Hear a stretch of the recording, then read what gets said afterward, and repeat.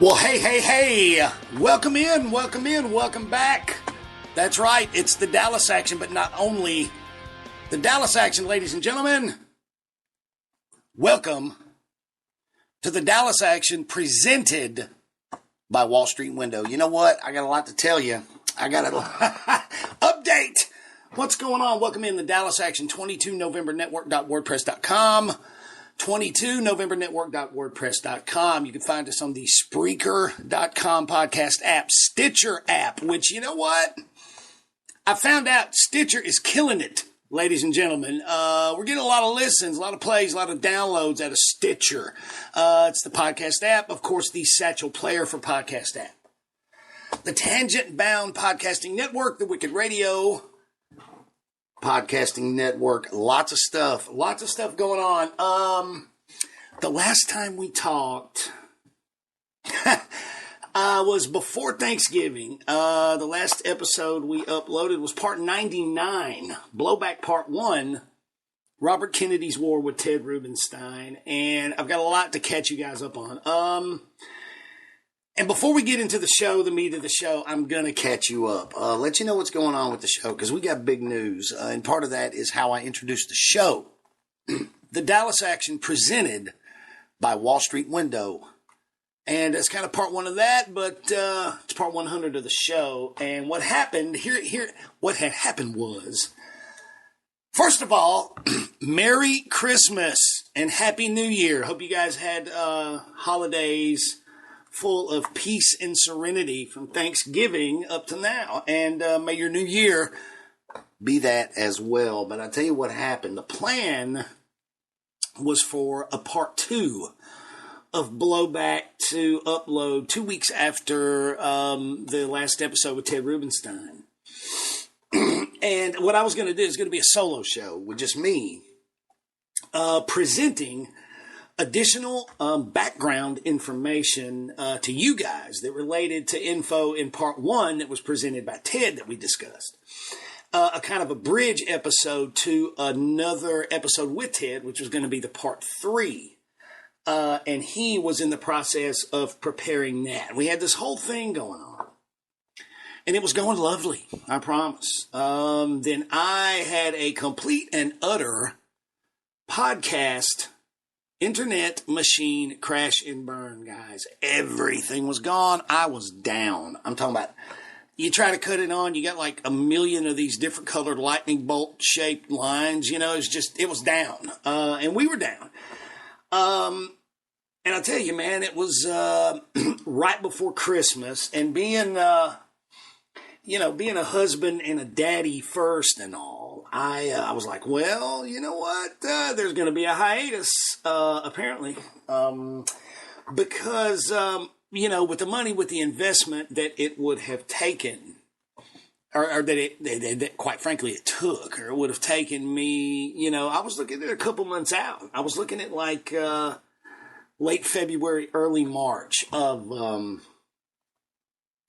actually getting the podcast back up and running. And that, friends and neighbors, is where our new presenting sponsor, Wall Street Window, joins our thing here. Now, see, the owner and proprietor of Wall Street Window is none other than friend of the show, Mike Swanson. You guys know Mike. He's been a multiple occurring guest on the show.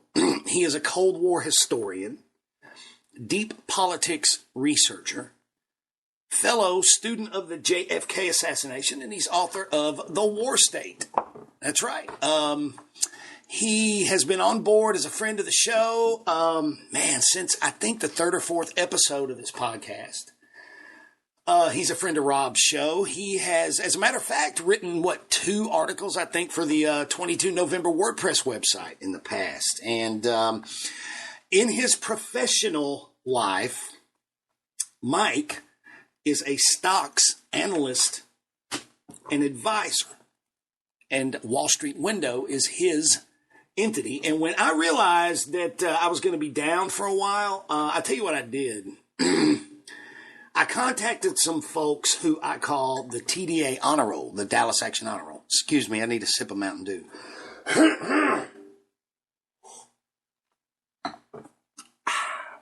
much better. I apologize.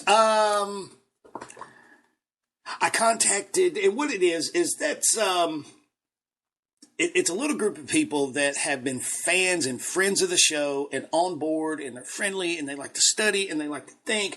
It's just a group of people, and they know who they are, that have been on board early. People like Rob and like Carolyn Boyce. I actually, hi, Miss Carolyn, how you doing?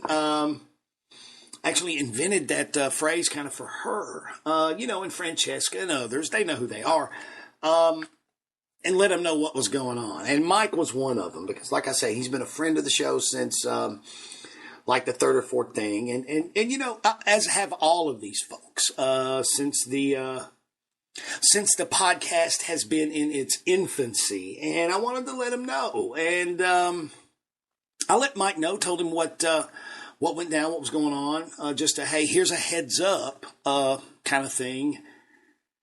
And about 3 text messages, 24 hours, and 1 phone call later, Mike and I had an accord, and we had a plan, and we were moving forward on that plan, and he came on board.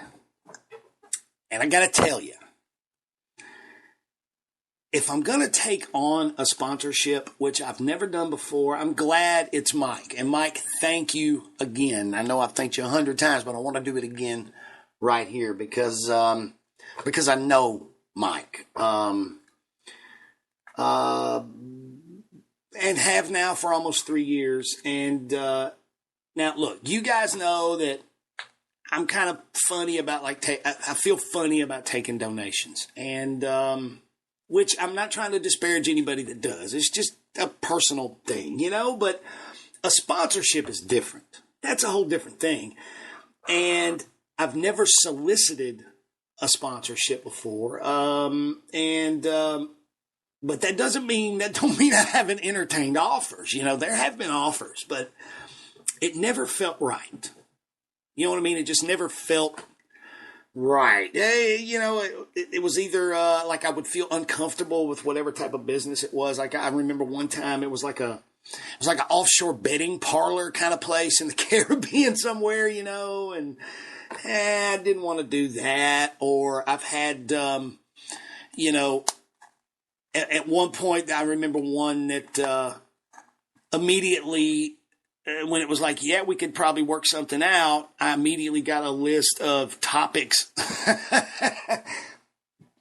and guests, that they wanted on the show. And I'm not down with that. I mean, that's, to which I immediately gave them back a big, large #GFY. But, I don't look at this as like an enterprise kind of thing. It's not, I don't even look at it as, it's a podcast, but I don't look at it as a show. I've never been one to do anything to chase ratings or try to make money off this thing. I look at this as an exclusive, private kind of study group, That's what we are. We're not researchers. We're students. And I look at this as a study group. We just happen to have it at my place, of thinkers, of readers. And I like it that way, And I've never had like a grand, long-term scheme or plan for the podcast or anything like that. It's very much an organic thing. So it's very gratifying and to me, and it's very fitting that when the time came for the Dallas Action to accept the right sponsor, that the right sponsor was here. And the coolest thing to me is that our presenting sponsor, Mike Swanson and Wall Street Window, already a member of the Dallas Action family, and that's cool too. So what is Wall Street Window? Well, like I say, it's Michael's financial analysis website. There on Wall Street Window, and it's the web address is wallstreetwindow.com. Mike provides things like insights into the world's financial markets using technical or trend analysis to help you develop a solid trading strategy. There's an entire section on the website dealing with gold stocks. You get a monthly report by Mike and Wall Street Window, giving you things like up-to-date analysis every month on the best mining stock investment. How to know which gold stocks are right for you and when selling or purchasing gold is right for you. Also, along with daily tracking of all the world's financial markets, Wall Street Window features a constantly updating news feed that Michael works on all day long. If you follow him on Facebook, Wall Street Window or thewarstate.com on Facebook, you'll see that there's a news feed. He's constantly updating things, focusing on, get this, the geopolitics / financial market kind of dynamic. Because let's face it, the war state, the guy is, Michael knows what the MCIC is. And he's a deep politics researcher. So you get his analysis with some knowing of some truths about how things really work on a geopolitical and geofinancial scale. That's the kind of analysis you get at Wall Street Window. There's also a book section that has recommended reading, including his other book, Strategic Stock Trading. www.wallstreetwindow.com, www.wallstreetwindow.com, or you can reach them at Timing Wall Street, that's all one word, Timing Wall Street Incorporated, P.O. Box 11658, Danville, Virginia, and I forgot to write the zip down. But, you can probably Google that. But go see him. Go check it out. Go check out our new presenting sponsor here at the Dallas Action for 2017. Wall Street Window. Now, when I said a little bigger, a little better, the second phase of the plan, other than getting us back up and running in a technical hardware kind of way, guys, was kicking the podcast up another level. See, Mike agreed with a lot of you that one thing that really sucks about the podcast is the 45-minute time limit, episodic time format. Because, quite frankly, I was having to do a lot of cutting conversation off at 42 minutes when it got really good, but no more of that, because starting with this very episode, we have the capability to go 3 hours per episode here at the Dallas Action. Now, do I think we are going to have very many 3-hour episodes? No, because I can't go that long without a cigarette. I'm just telling you. No. And a couple of times I lit up a cig in here doing a podcast here in the jam room / office / guitar room / the Dallas Action top secret broadcast and research center. And the missus was not happy about that, so I'm not going to be able to do that anymore. But here's the thing. We won't have to cut the conversation off anymore. If we need an hour and a half, if we need 2 hours, we've got it now. Thanks to the help and the support of our new presenting sponsor here at the Dallas Action, Wall Street Window. So we got that going on. Now that all that's done, and hey, thank you for tuning back into. Let's do this thing. Now, the show, the Blowback series continuation with Ted is scheduled, hopefully. It's going to be the very next episode. It will be part 101. That's kind of what we got on our mind. And, by the way, with the new, everything kicking off, my schedule, I'm hoping, basically we're going to try to stick to 2 episodes a month. So there'll be 24 episodes minimum, hopefully, in 2017. So the next episode, which will be technically the 1st of 17, the 1st of January, hoping to get Ted on for that, to continue the blowback series. But this, I wanted to just, to be quite honest, I was ready to go. We had the format worked out with Spreaker. I got all the hardware. Everything's up. The holidays are over. I'm home. I wanted to get one out get some content out there, get a good story out there to you guys. So this episode, these notes were actually prepared back in early October, and it's a heck of a story. It's a heck of a story, and we like to do that here, don't we? Cool stories. We don't mind going off on tangents, do we? Because we gain information. We learn. And it's all fascinating. Now, this story, you might know, you might not. But the people that are interconnected, that are intertwined with this story, and who are like spokes in the giant wheel that converge in several different places. It's an amazing story. And you're going to love it. Remember in 1961, after two arrests by Fidel Castro for counter-revolutionary activities. Remember our buddy Gerald Patrick Hemming, mercenary, would ultimately form in Florida the Intercontinental Penetration Force, or Interpen. Ostensibly, remember, to train Cuban exiles and quote-unquote freedom fighters for anti-communist paramilitary activities in Latin America. With the primary focus, of course, being Fidel Castro, his regime, the ousting of Castro and his regime, preferably through his death by unnatural means. The deliverance of Cuba from his socialist grasp. That's what these guys wanted. And look, people have said, well, you think it's an internet operation, the assassination. And I do not say that. I do not say that.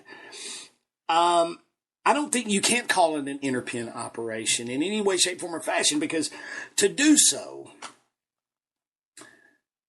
it would be committing the same infraction that is committed by so many in the research community. There's one quote-unquote alleged literary critic, how he defends his thing as the consensus research community view on CIA primacy in the case. See, look, I'm the first to concede. You've got two, maybe three very, very well-placed and high-placed and knowledgeable CIA officers who were in on this thing. Contacts, maybe. But that doesn't make it a CIA plot. That doesn't give the primacy to the CIA. No. In the same way, you can't say that if 2 or 3 or 4 of these guys that were involved with Interpen in one way or another, if they were involved in the Dealey Plaza hit team, that doesn't necessarily make it an Interpen plot,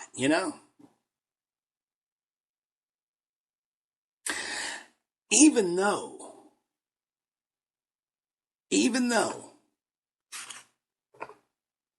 the guys who are on our list, the Miami 7, the Gunboat Cowboys, were within that pertinent time frame from October 62, Cuban Missile Crisis time, through 11/22/63, they were decidedly in the Interpen orbit. Oh yeah. But see, these guys were different. They were loose. They weren't under the control of the CIA. We talked about this with Larry Hancock, right here on this very show, talking about Felipe Vidal Santiago. They did not like him. They did not trust him. He did not like and did not trust them. Yet he was one of the most active and well trusted and of all the exiles. He had that reputation. You could be trusted.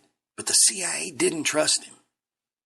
He did not run with the CIA. They drifted in and out of what Roy Hargraves, who ran with Vidal and followed Vidal loyally, in and out of what he called different functional teams. He said if he had a job, a raid, a mission, he might pull one guy, he might pull one guy out of a training camp. This guy's on No Name Key, helping train exiles. He might know another guy who's working on a construction site in Miami. He might want him to pilot the boat, But the fact remains, like I say, that each and every name on our list of Dealey Plaza suspects, the Miami 8 or the Miami 7, Lauren Eugene Hall, Gerald Patrick Hemming, Lawrence Howard, Felipe Vidal Santiago, Frank Fiorini Sturgis, Hargraves, William Seymour, Pedro Diaz Lanz, the 8th, the potential 8th, the Gunboat Cowboys. Like I said, within the pertinent time frame, they were all decidedly in this orbit. And what do we say about these guys? Remember, they may not all be guilty. They're probably not all guilty.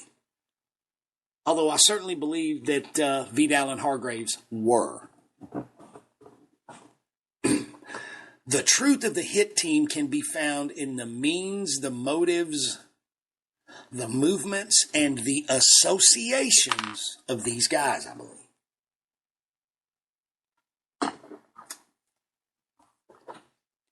Now, you and me, what are two things we're always looking for here in our little private study group? Background information, that's one. Solid background information. Why? Insight. Insight and reliable background information to better inform our critical thought and analysis as it pertains to the case, right? Always looking for that. Number two, a good story. We're always looking for a good story. There is a listener out there, a loyal listener. He's newer to the show. Guy named, and I want to give a shout out to him, Mr. Charles Catalano, who has, what's up, Mr. Charles? He has expressed to me that he loves, he really enjoys when we do that, when we go off on a little tangent and we tell a story that is still within the narrative of the assassination or has to do with somebody within the narrative. And I enjoy that too. I agree with him. I hope you guys do, that they're enjoyable to listen to, because those are definitely some of the most enjoyable types of shows to prepare. And that's what we've got on this episode of the Dallas Action presented by Wall Street Window. We have a good story. And we have reliable, interesting background information thanks to a guy named Tom Duncan. Tom Duncan, Dunkin. He was like a grizzled ex-Marine freelance journalist, and he had a flair for both photography, camera work, and military operations. He was a veteran. He enjoyed it, but he liked to write too. And becoming a photojournalist after his military service, he found a way to continue to mix in those paramilitary and military circles. And from 1967 on, Duncan jumped in feet first and ensconced himself in the Cuba situation. And he covered it from Castro's revolution, when he was raising the money in the U.S. and raising the guns in the U.S., and his time in the mountains, the rebels, from there all through the 60s, from all sides and angles. You know, like I say, he covered it. He covered the revolution even from Batista's point of view, the Bay of Pigs from the exiles in Florida's point of view, and from Castro's point of view inside Cuba. Che also. He knew Che. He knew Castro. For years, he wrote for Soldier of Fortune magazine. Why is that interesting? Why is that important? Well, Soldier of Fortune magazine started by Robert K. Brown, and he's popped up in our studies before as it pertains to the hard right. You know, we've got the Drennan document. Dr. Stanley Drennan out in California. You remember that?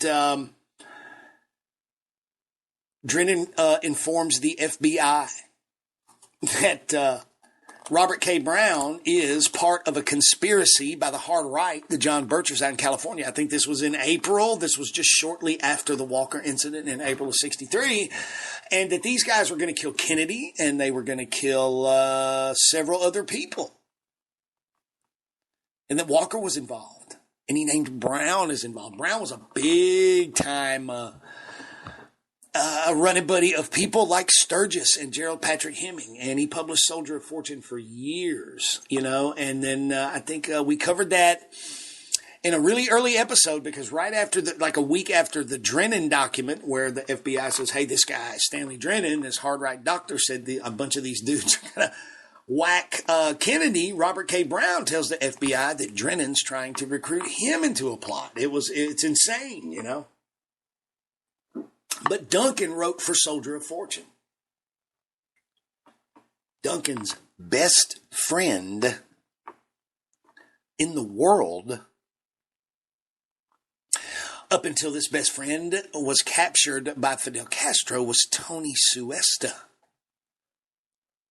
the leader of the much more militant Commandos L's break-off of Alpha 66. Close friend of Felipe Vidal Santiago. The man who allegedly confirmed to Cuban intelligence general Fabian Escalante during his captivity in Cuba the involvement of Felipe Vidal Santiago in Kennedy's execution.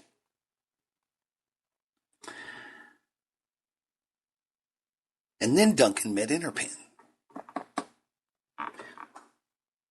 Duncan initially became embedded with Interpin right at the beginning of what I call the pertinent time period, September to October of 1962, Cuban Missile Crisis time, and spent years in their circle. And in June of 1967, Duncan wrote a long memorandum to a man named Richard Billings, who worked at Life magazine, detailing his activities,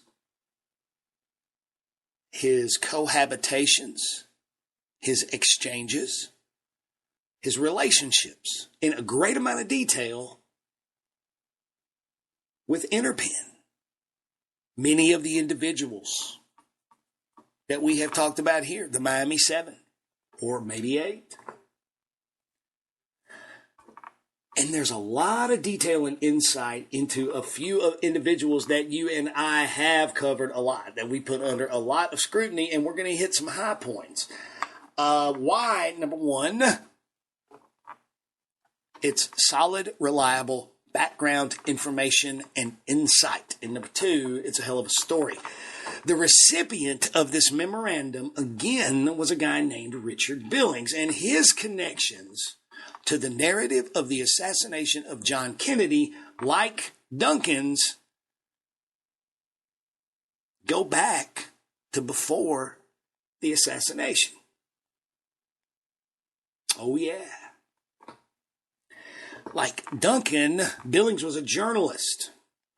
And he first pops up in this whole thing, in this whole ball of wax, in connection with the Biopoly raid or Operation Tilt. And that is famous. And if you've studied this stuff for, very long at all, you've run across this thing. This was an operation that these guys were sponsored by Claire Booth Luce, this crew. Eddie Bayo was the Cuban's name. It wasn't his real name. That was his war name. But it's a pretty famous raid because it was doomed. This team that went in never came back. These Cuban exiles. And it actually involved David Morales, Rip Robertson. Rip Robertson practically led the damn thing. Billings was involved. Remember John Martino? That John Martino, the guy we've talked about so much with Larry Hancock? He was involved in the planning and execution of the Bayou Poly raid. This raid was allegedly to go into Cuba and exfiltrate to alleged Soviet missile officers who were there and wanted to defect. In early 1963, in November of 1963, Billings was actually part of the team from... Wait, let me go back to this Bayou Poly raid thing for a minute. The thing about this, I remember this. Lauren Hall was actually involved in the planning and equipment gathering phases of this infamous raid that this Billings guy is connected to. But he skipped town and beat a trail to New York. A couple of days before the raid, he got word from Rip Robertson that the FBI was looking for him in Miami. So he beat a trail. He didn't actually get to go on the raid, but he helped gather the equipment. Fast forward a little bit.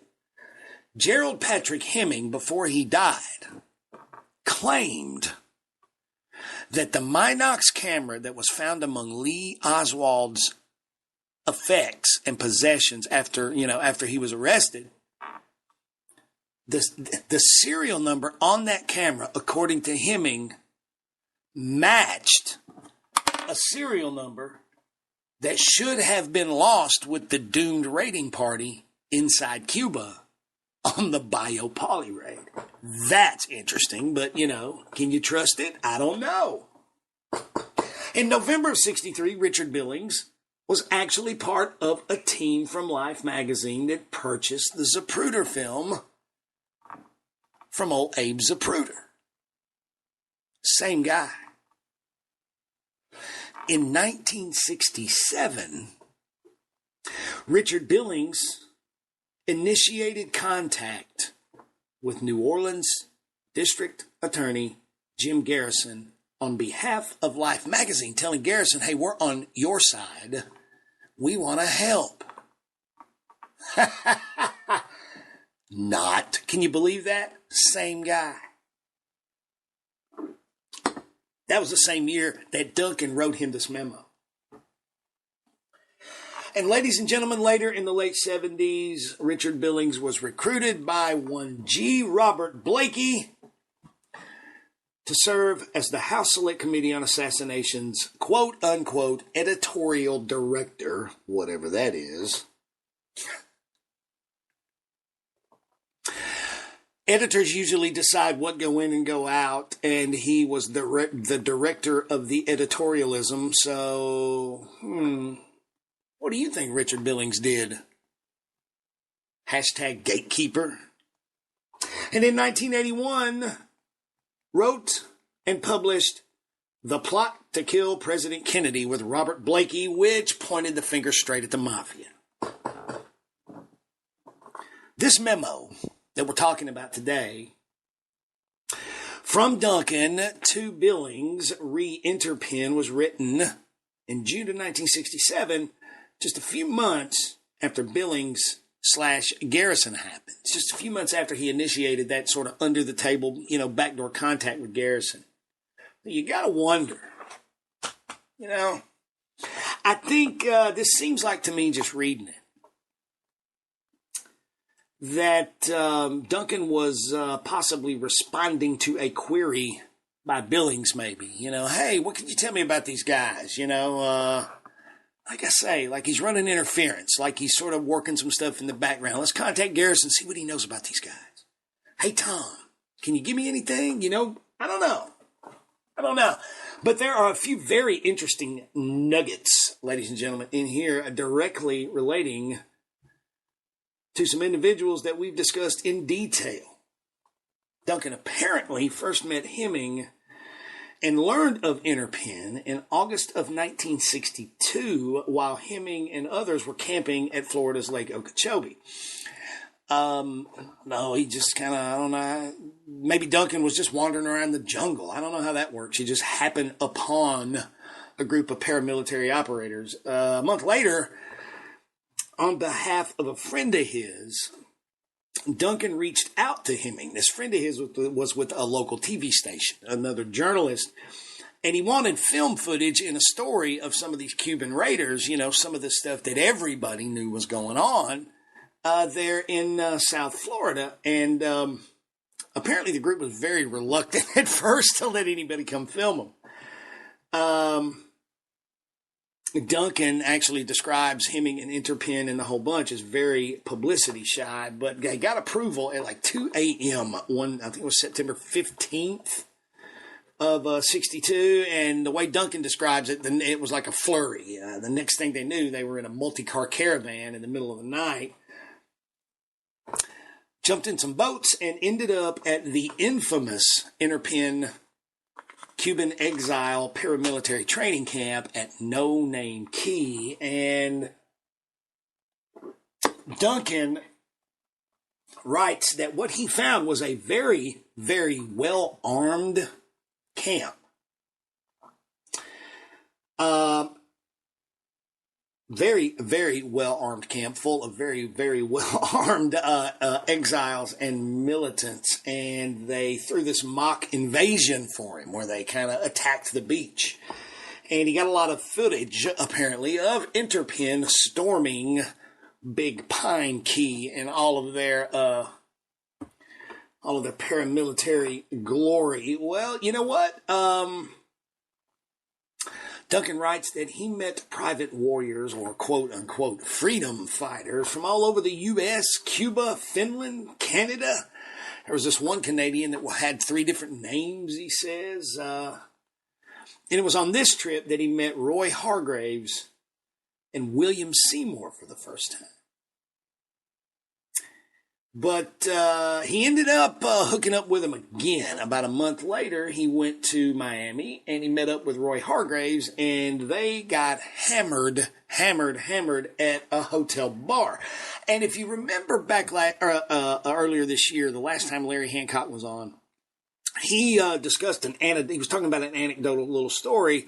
He couldn't remember the source. The story was that someone had ended up at Hargraves back at his girlfriend's house, like at 3 a.m, drunk, and she was like throwing a fit and throwing stuff at him and screaming at him, and, you know, why don't you drop these losers? Why don't you get away from this crap? What are you doing? And, you know, Roy was explaining, well, I've just got too much invested in them anymore. They're my brothers.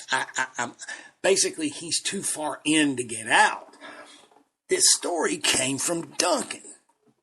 I know Mr. Hancock, neither one of us could remember where it came from, but the story, that it's from this memo. And it happened. I can't remember the lady's name, but these guys do a lot of drinking. You know it? They were hard partiers, man. They were into their drinking and drugs too. Make no mistake. Back then, the street drug of choice was amphetamines, uppers. And we know all about Hall and Seymour and about Hall's penchant for staying involved in that crap for the rest of his life. But I want you to remember the alcohol, the drinking thing. That's going to come up. I'm going to bring that up again here in a second. Here a little bit.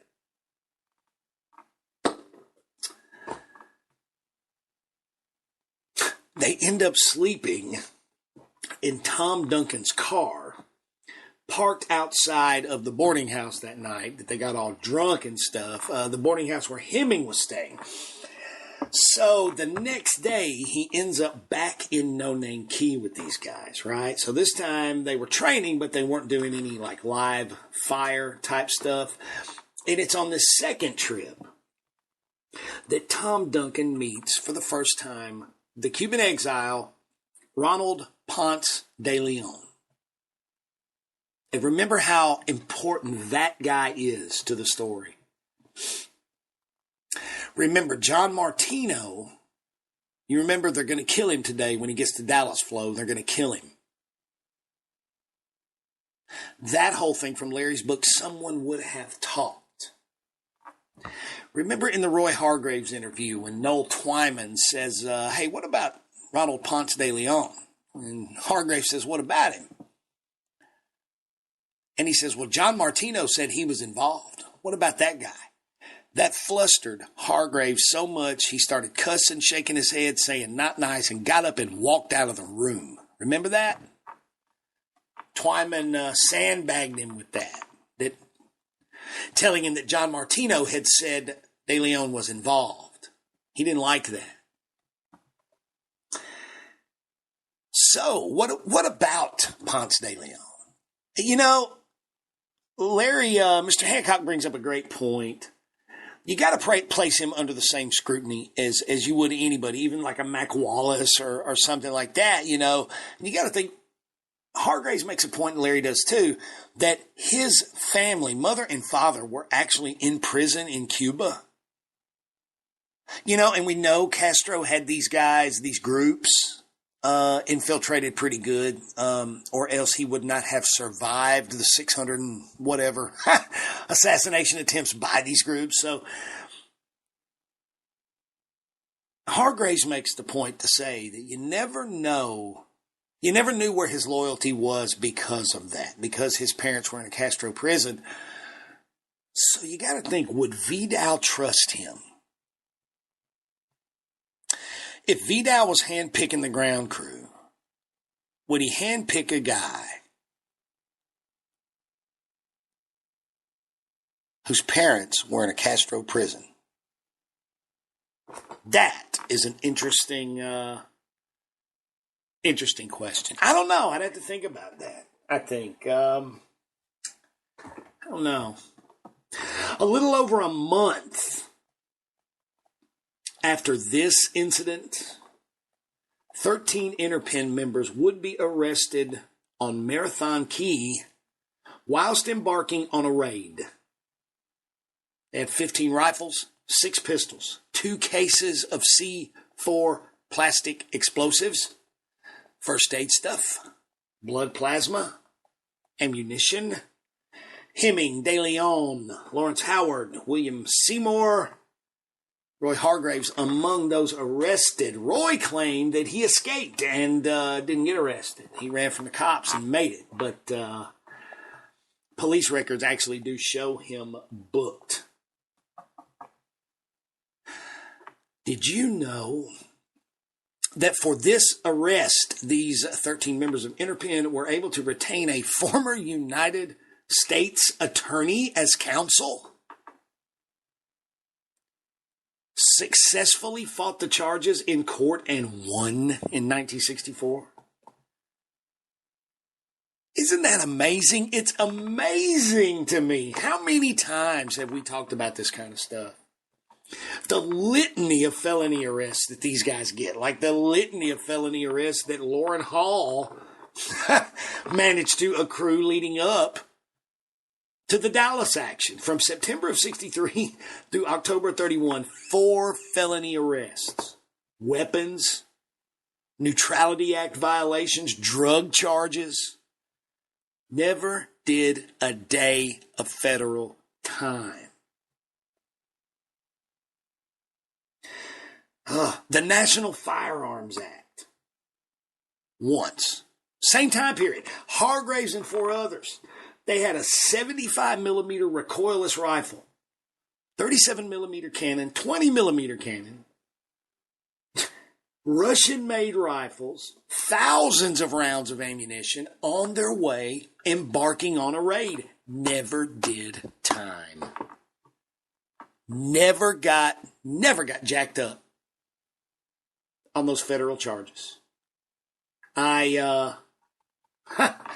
Lauren Hall's drug arrest. When you remember the trailer full of guns, the Johnson rifle. Hall and Howard pick up this trailer load of guns, along with Jerry Hemming's 30-06 rifle, the magic disappearing rifle. Haul this trailer load of ammunition and guns from to Dallas from LA. They drop it off. They go back.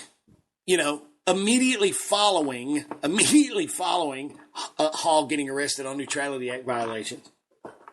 You know, they made it to Dallas. Drop the trailer off. Hall and Seymour go back. They get popped on the amphetamines charges in Dallas. Let go. They pick up their trailer load of guns. Get them back to Florida. Remember that rifle? That rifle disappeared. The next day, the FBI was sweating the two PIs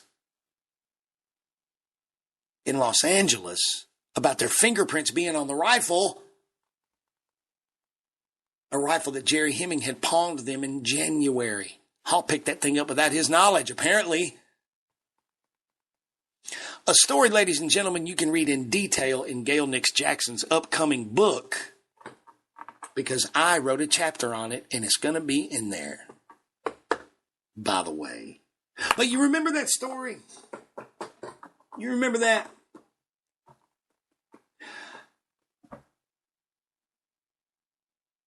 Hall and Howard pick up the trailer full of weapons in Los Angeles in September. Drop them in Dallas. Gunsmith's going to fix them. Make them fully automatic. Catch a bus. Go back to Florida. A couple of weeks later, Hall and Seymour get in Hall's Oldsmobile. Drive to Dallas to pick them up. They're popped on the amphetamines charges. Mid-October. They're let go after Hall is interviewed by a CIA agent, a military intelligence officer, and James Hosty while in custody of the Dallas police. Charges dropped by the next day. They're both set free. They go pick up their trailer load of guns and they go to Florida. And ladies and gentlemen, Tom Duncan was in Miami, Florida. Believe it or not. On the day that Hall and Seymour returned with the trailer load of guns, but without the Johnson rifle, is the first time he ever met Lauren Hall. Tom Duncan writes in this memo. Hall and Seymour show up, right? They've been driving all night. And drinking, by the way. And they're in Hall's 58 Oldsmobile, and they're towing a homemade junk trailer. Apparently it was made out of like an old pickup bed, you know, one of those things.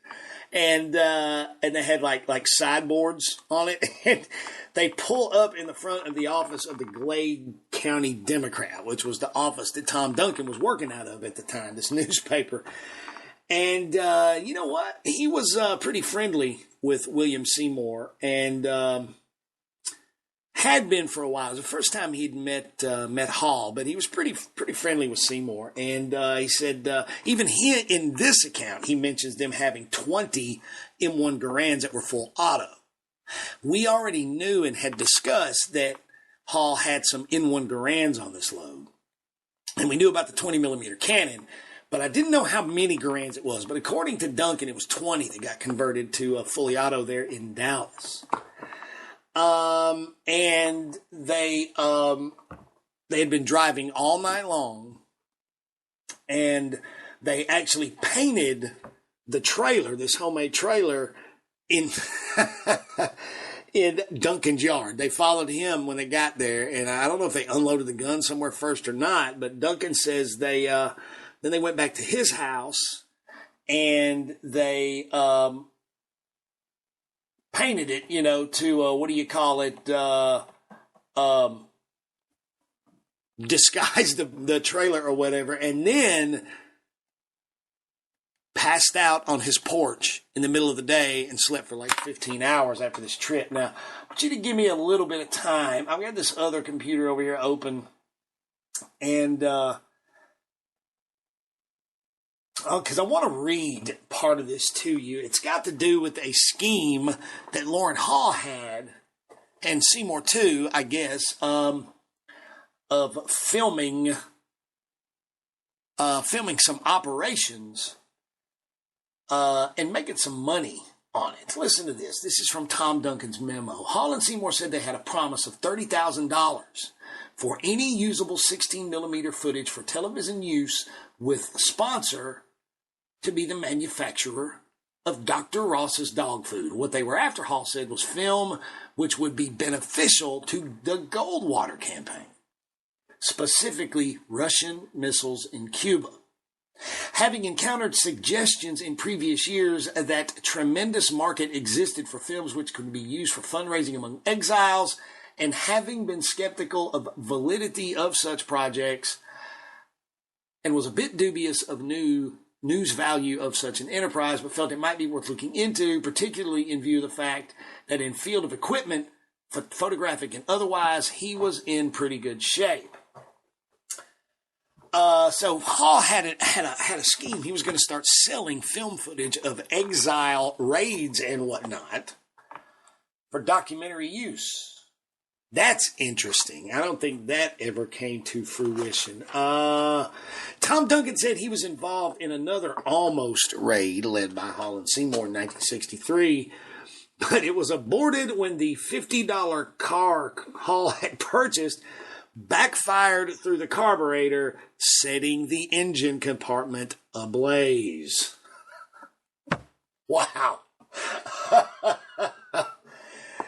And then you got, when you run Hall through some scrutiny, man, you look at him, you think, would Vidal depend on Lauren Hall? Because let me tell you what, the heat was on that guy with all of his arrests. You really got to wonder if Felipe Vidal Santiago would want him anywhere near Dallas. You know, the same way Robertson let him help. Well, I see, there you go. The Bayou Poly raid. We know that Lauren Hall was involved in the equipment gathering and planning phases of that doomed raid, but just before the raid, allegedly, Robertson told him to get lost, Colonel Rip Robertson, because the FBI was looking for him. Are we looking at the same scenario here with Hall? Did these guys use him for the equipment gathering and planning phases and then tell him to get lost? There's too much heat on him. Was he, in fact, in Dallas? Or did he help facilitate Dallas? Who knows? There is some more interesting insight on this here memo, in this here memo by Mr. Duncan. Like I said, he was close to Billy Seymour, to William Seymour. They became pretty good buddies, and shortly after all this happened, and just before the assassination of John Kennedy, Tom Duncan received a letter from William Seymour, and it's got a little bit of insight into Hall. See, Tom Duncan ended up somehow, some way, somewhere, after this doomed raid with Loring Hall's exploding $50 car. Oh, geez. Duncan, he ended up with a plastic envelope that had some of William Seymour's belongings in it, and he contacted Seymour, hey, I've got your stuff, and he received a letter from Seymour on November 9th of 1963. And he reproduced this letter, Duncan did, in this memo to Billings. November 9th, Dear TD, homeward bound, washed out, brush mush.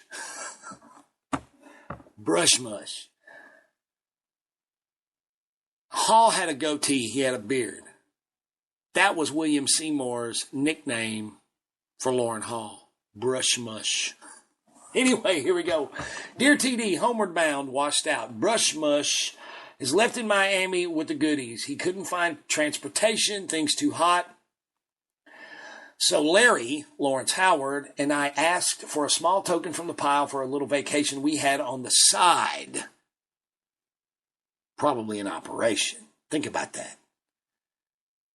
He couldn't find transportation. Too hot, he said on November 9th.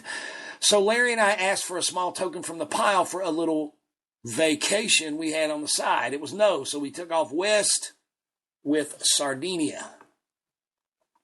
Stopped at your place on the way, but got word you were in Fort Myers at a football game. Would you like very much if you would dump the contents of my wallet in an envelope and send it address, and he gives an address. I won't need the red envelope until December, at which time I will send some money for it and for some pictures, whatever you have handy. I won't need the red envelope until December.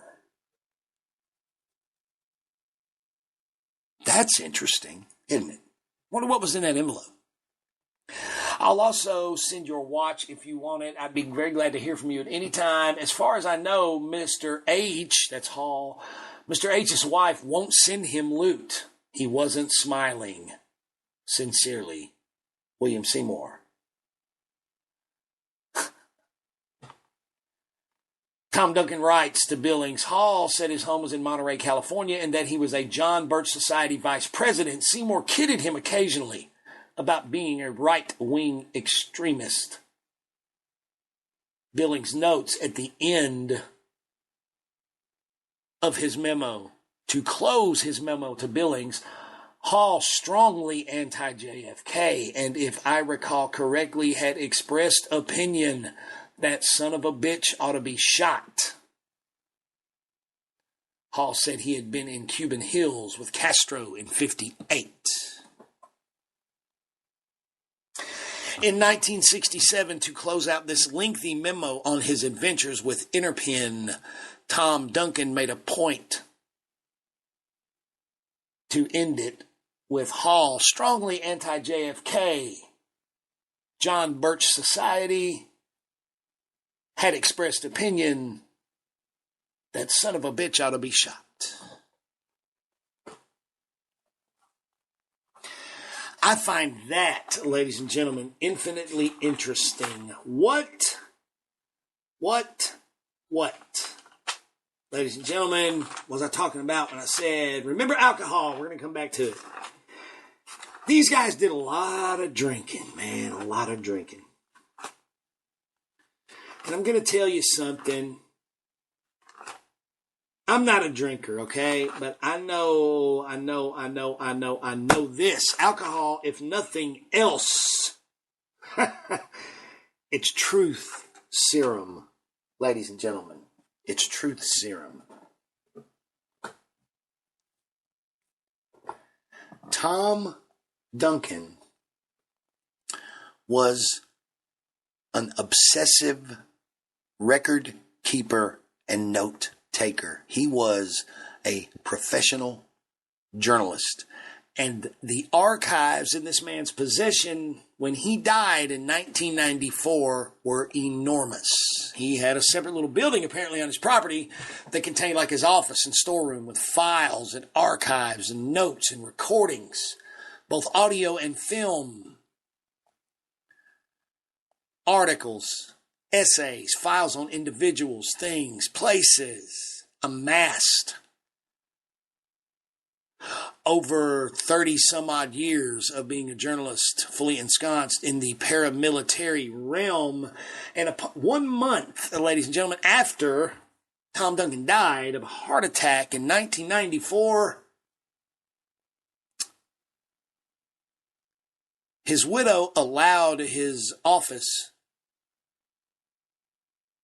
to be opened, unlocked for the first time. What they found was a ransacked space. His files, archives, memos, film reels, VHS tapes, audio reels, cassette tapes were scattered everywhere. It is said that the floor was 4 inches thick with material in several rooms. Alcohol is truth serum. This man was a meticulous record keeper. This thing with the Seymour letter was found in these files. Ladies and gentlemen, this place was ransacked. less than a month after his death. It makes you wonder, doesn't it? What was in that archive? Was it a memoir? Notes? A reel-to-reel tape?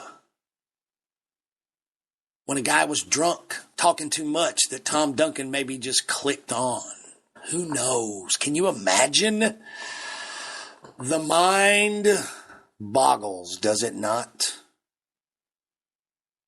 You know, the Vidal rumors, there are rumors that about a month after the assassination, when it did not result in the liberation of Cuba, the false flag, the pacification of Oswald did not result in America getting mad, but instead resulted in America getting sad, that in frustration, Felipe Vidal Santiago told a lot of what he knew to a journalist embedded in the South Florida secret Cuban war. But there were more than one, there were more than two. There are rumors that that exists in transcript form or other form out there somewhere.